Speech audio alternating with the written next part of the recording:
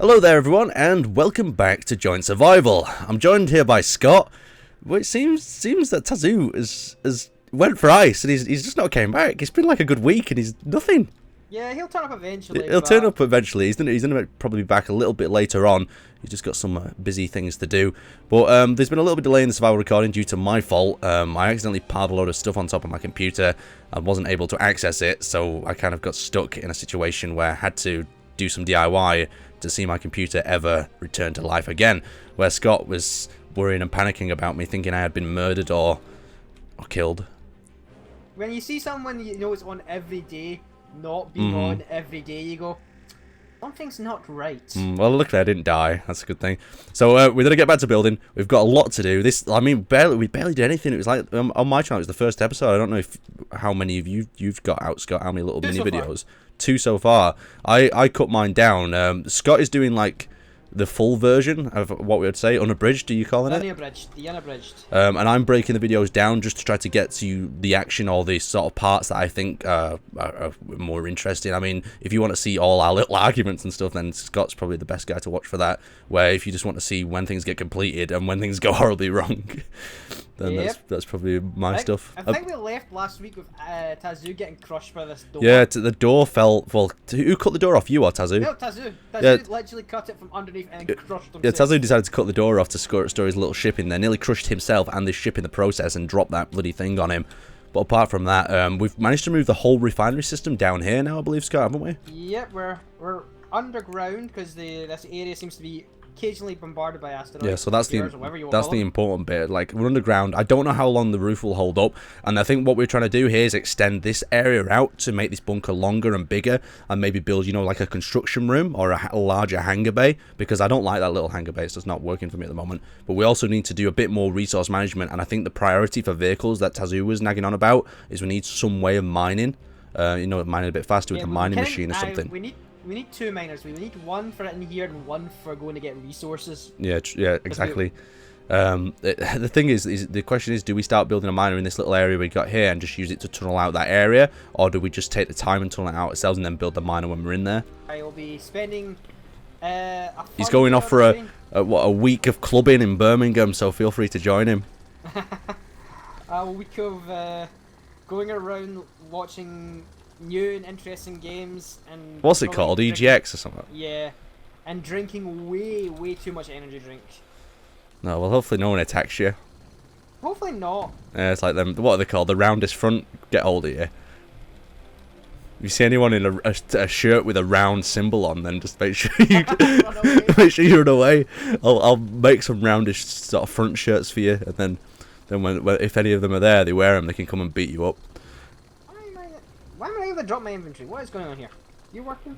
Alright, we got this a little bit further out. Let's get this drilling shit. I don't know if I should just modify the Tazoo craft. That doesn't really serve a purpose but transport. Because that would save a lot of bloody time, wouldn't it? That would. Where is this dropper? I know. Oh, god damn it. Remember I put a dropper in here? Yeah. All the doors on top of it. The doors fell. Didn't you wire it up as well? Yeah, it's all wired up. I just seem to not be able to drop in from my inventory right now, so. You know what we need to do on these episodes as well? I think what we'll do it in next episode, is what we'll do is get some of the comments out, you know, live, like from our, you know, some of our previous videos, read them out live, and just to see what people, you know, think we need around this base, or different things that we'd like to see built, you know, within it. What do you think about doing something like that? Yeah, there we go. Yeah, so guys, for the comment section in this video, maybe have some different things you want to see around this base. We've got the refinery up operational, maybe a hangar, maybe a separate medical room would be nice, but I don't know, whatever comes to your head. Cryo beds maybe, or even get a lift for our ships to go up and down. Just make it really hard for us, so that things are more likely to blow up. Yeah, I didn't really. I've made one mistake setting this up. Why? What have you done? Our inventory size is pathetic. I'm so excited, you know. I don't know why. Like, since I haven't played Space Engineers in a few days, I played it the other day just to have a look around a few ships. I don't know. I'm just really enjoying it. Or back again. So it was like just a little bit of a DIY SOS. It was really worried, you know, like, because literally I've laid laminate flooring, right, and I'm not a DIY sort of guy. Like, I mean, the closest to DIY I'd ever get is I don't know, Space Engineers building. Oh god. So I laid this laminate floor, right, and painted the walls, and I was like, well, this is risky roads, this is, and then but it came out, it looked really nice. I got a nice big bed, fitted a cupboard as well. I did a little bit of an IKEA shop, and there's nothing like showing up in IKEA in the morning with a coffee in one hand and looking like some sort of amazing interior designer. Yeah, I love. My family are all kind of workies and all that, and you go to these places, you see people buy stuff, and you go like, they have no idea how they're getting that home. Well, it's always fun. It was like watching a sports event.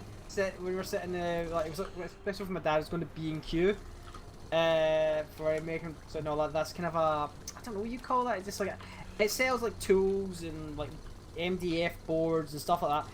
And just watching people buy stuff and they go like, you're gonna try and get that into a bloody like small. Well, you know what we did is, oh yeah, that's exactly well, no, it's not exactly what happened.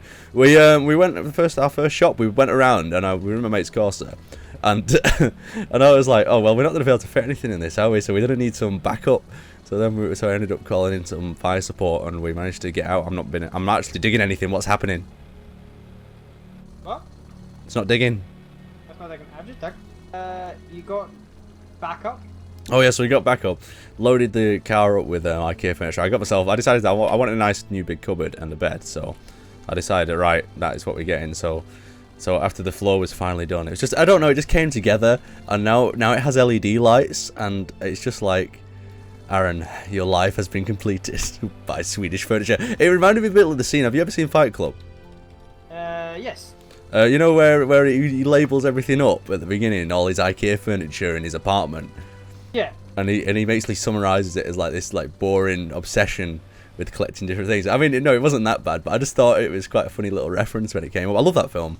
It's just like so smart how they do everything. Damaging stuff. That was cool. Go on, back. Whoa, so yeah, so it's in the valley. It's just at the edge of this huge ass. Well, we'll say huge valley. You're thinking it's bigger than you. You got the whole Glasgow in it, and then some. Wow. But basically, it's the start of where it starts getting really heavily and mountainy. It's beautiful, Scotland. Like when we were in Reading the other day, the only thing that I noticed is that as soon as we started talking, since we're from the north, people just stopped and looked at us, and I was like, this is awkward, because they stopped the conversation just to listen to us. It's always fun when you go to different places in Britain. I like it. That's one thing I'm looking forward to in Birmingham. Annoying them with Oh, I love a money. Birmingham accent. Birmingham accent, yeah. I just like going to places with ran out of Scottish hydrogen. money and then seeing them look at it and look at me going, argue it. Argue it? Do you have to argue it? Really? Do you have to argue it? Some places, yes. Why? Some places Why? they Just because look they at just the look at it like it's not even money? They'll look at it going like, what the hell is this? Well, that's Do they have money. to? Do they have to accept it though, or do they? Can Legally, yes. It's still sterling, pound sterling. So Wow. I can understand why some people don't really, you know. I mean, like, saying that though, if you give me some Scottish money, I'd be like, thanks, Scott. You just made my life like so much more awkward now. I'd just make that. I'd just like. But you guys are copying us of money. We finally got the plastic notes, and I've actually just. Oh, seen the plastic notes are retarded, mate. Like. Oh, It's like having a brick in your pocket. Like we got rid of Nokias for a reason. I just saw the first English £5 plastic note. Did you? What they like? Very much just like the Scottish ones, except usually have got Winston Churchill on them. Right, so I quickly engineered a drill onto the Tazoo ship. That's the official destination is. Yeah, that's if I know how to start Tazoo ship. Alright, you're gonna. Oh. Yes! Be careful. Oh, no, let's get rid of this door first. You're gonna have to come left straight away because you're. Okay, sorry, inertia dampeners are on. There we go. And the fuel's low as well. Let me just, you know that door that you put in that you thought looked nice and arty? Yeah, Well... I'm seeing the problem. Toggle on and off. Right, so... I can try I fitting it if you want. You are not big enough. I don't even think with any of the door there. May I have the door removed? Yes, built. Can I not have it for the sake of it? Well, I'll help you remove it, don't worry. It was just that that door maybe needs to be a little bigger. Yes, I need one up as well. So get rid of everything up above. Oh, sorry, I'm just instructing you what to do. I'm not even helping here. I just put that there!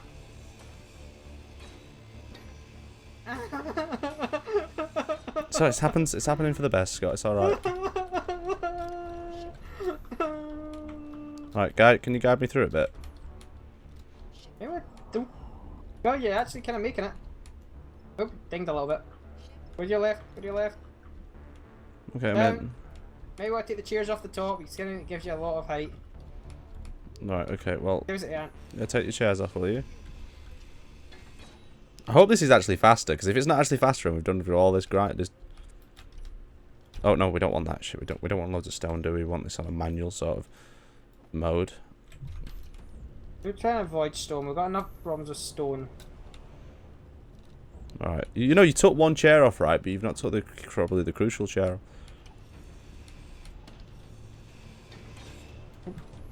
We shall have a second hangar in no time. Now, why are we building this? No, that can be the cryo room. Well, I just thought we knew. I needed a room to build ships in without getting asteroid stormed. Well, we extend the hangar. You're like in the living area. Am I? Oh, you want me to extend that? Do you want me to extend that other bit as the hangar then? Yeah, but first, we could really do with cryo beds. Well, I'll build a corridor. Then you can build whatever you want off this corridor. A nice corridor, and then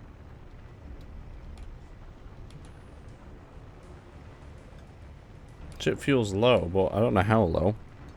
30 minutes, that's ages. It's not even low.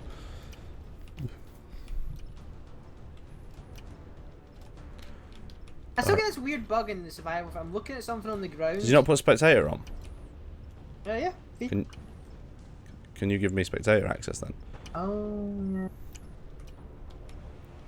I like to spectate when I'm drilling. SE. And then one stream of something absolutely. Well, you know, I really do wish I could do streaming. It's just, just the internet's so rubbish about it. Because there's so many times, right? You know, when I'm in the middle of building things and I just want to go, I just need a little bit of advice, and I have to like message Tazoo and like, come and have a look at this. Does this look right? Or I'll message one of my friends with their picture and it's like, does this ship look right? And then I end up changing the whole design. But I mean, if I just had a few guys there on board, like just watching it as it develops, it's like, yeah, that needs fixing, Aaron. You can't fucking have that. Aaron, your ship looks like a giant penis. Yes, yeah, it's like, Aaron, you've just realised you've just made a giant dick ship, and I'll be like, yes, thank you for that. Thanks for pointing out my phallic looking ship. I think the best ships are dick shaped. Like most of them, all in the movies and stuff, they have some sort of phallic reference. I mean, a lot of ships look very phallic. what is your opinion on the dick ship? Leave it in the comments below. Hey, if it ain't broke, don't fix it. Is a bigger dick ship better? Or is it what you can do with it? Or is it internal storage? I think the best example in like shows is, see if you take the Battlestar Galactica and you just cut off the nacelles at the side. Mm-hmm. Yep. You have a giant dick ship. You know what I've read about? Like this, I found this is a really interesting read. I'm going to talk about this while I'm mining. Is, you know, them? Did you ever hear of them ironclad ships, but the Civil War ones? You know, the ships they had in the Civil War, where they had these massive metal ships that would go up and down the rivers with cannons and Gatling guns on and stuff. And I was watching a movie called Sahara, where they find one, you know, buried in the desert. And I was just like, wow, that's just such an interesting concept. Like, especially for Civil War times, like you wouldn't expect that. So I don't know how much truth is in it. Well, I mean, there was metal hulled ships back then. They were really interesting because it was, you know, the kind of the leapfrog of weapon versus armor. Mm-hmm. That was one point where the armor jumped weapons because old-fashioned cannons could not penetrate these ships. What, just bounce off them? Wow. Yeah. It's got a big dent in the side. I love it. I love like technological advances like that, where everyone gets, you know, stumped. Like, I mean, World War One's like an example of that, where everyone got stumped by technology. Like the way of killing each other got so good that they just had no way. of getting across that open terrain. Well, They just all got stuck. Innovator, very big innovator. Well, yeah, it advances societies and technologies. Like say for instance, the Roman army, they got so advanced due to constant conflict, and then since World War One, like got loads of things going, telephones, all sorts of just mad things came from. Biggest jump in technology was probably between World War One and World War Two. We did, if you think about what happened in that time frame, by the end of World War Two, we had the understanding of the nuclear bomb. We had rockets. What do you think would have happened? Right, here's the question I always like to ask. What do you think would have happened if the Germans would have got the nuclear bomb first? Do you reckon they would have used it, or do you reckon? More likely, yes. Yeah. Who did it? America or us? Probably, if they had that and they used it in America, we would have been probably. Do you reckon we would have surrendered? Like we would have been. We surrender. GG. Oh, I would put money on that. All right. Well, the ore supply run is not going too well at the moment. I don't know. We rely on you. I'm still looking. Like the only other downside is, hold on, shit, I've lost my drill now. I could have. How did you lose your drill? No, I didn't lose my drill. I just put it away in my inventory and I forgot which toolbar it was on. And now every time I talk as well, my drill goes on because it seems to be wired up to the same key. That's not probably the smartest of ideas. Christ. I don't know, of all the buttons you could probably select it. Yeah, but I have a limited amount of buttons I seem to have. And every other button seems to do something that I like.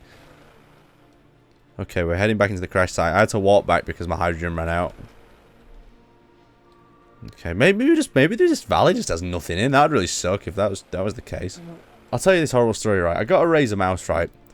Well, not a Razer, yeah, and I didn't like it. It had too many buttons on, so I kept clicking fucking everything. So when I need to find a mouse, a gaming mouse, right, that has multiple buttons. Well, no, actually, no. I want to just. This is a really hard thing to find for some reason in gaming terms. A mouse that has 3 buttons on: a left click, a right click, and a middle mouse button click with scroll wheel. For some reason, it seems like every gamer out there wants a mouse that has 600 buttons on, and I just can't cope with 600 buttons. I mean, You take my mouse then. I mean. I have a Corsair scimitar that is. Oh, I've just died again. Jesus. It's got the 12 key. It's got the keypad on the phone. Why'd you need that? Why? Because I can change like 1, 2, 3, 4 of my fingers and. I mean, I understand if you're a big like MMO sort of player where you need to hit loads of buttons on your mouse at once, but for my needs, it's just a little bit overkill. Let's check out that stone over there. Look, that could be.